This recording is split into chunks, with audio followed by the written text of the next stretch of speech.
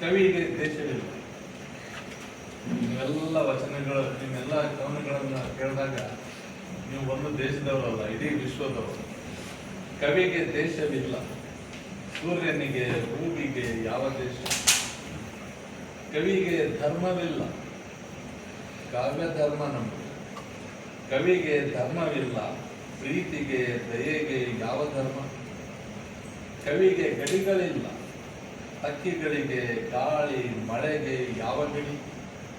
ಕವಿಗೆ ವರ್ಣವಿಲ್ಲ. ನೋರಿಸಿ, ಕವಿಗೆ ವರ್ಣವಿಲ್ಲ. ಭೂಮಿಗೆ ಉಂಟೆ ಒಂದೇ ಬಣ್ಣ.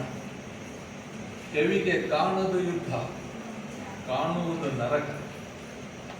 ಎಲ್ಲ ಕವನಗಳು ಓದ್ತಾಗ ನನಗೆ ಈ ಸಾಲ ನೆನಪಾಗ್ತದೆ.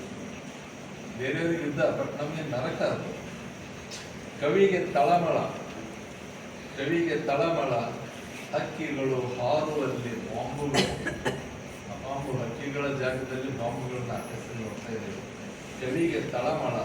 ಹಕ್ಕಿಗಳು ಹಾರುವಲ್ಲಿ ಬಾಂಬುಗಳು. ಕವಿಗೆ ಪಕ್ಷವಿದೆ. ಬದುಕನ್ನು ರಕ್ಷಿಸುವ ನಿಸರ್ಗ ಪಕ್ಷ. ಕವಿಗೆ ಕಸಿವಿಸಿ.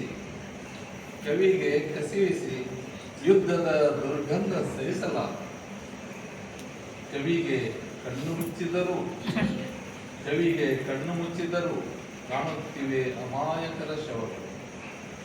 ಕವಿಗೆ ಯುದ್ಧ ಗೊತ್ತು. ಕವಿಗೆ ಯುದ್ಧ ಗೊತ್ತು. ನಡೆಯುವುದಿದು ದೇಶ ಧರ್ಮದ ಹೆಸರು. ಸಂಗಾತಿಗಳೇ,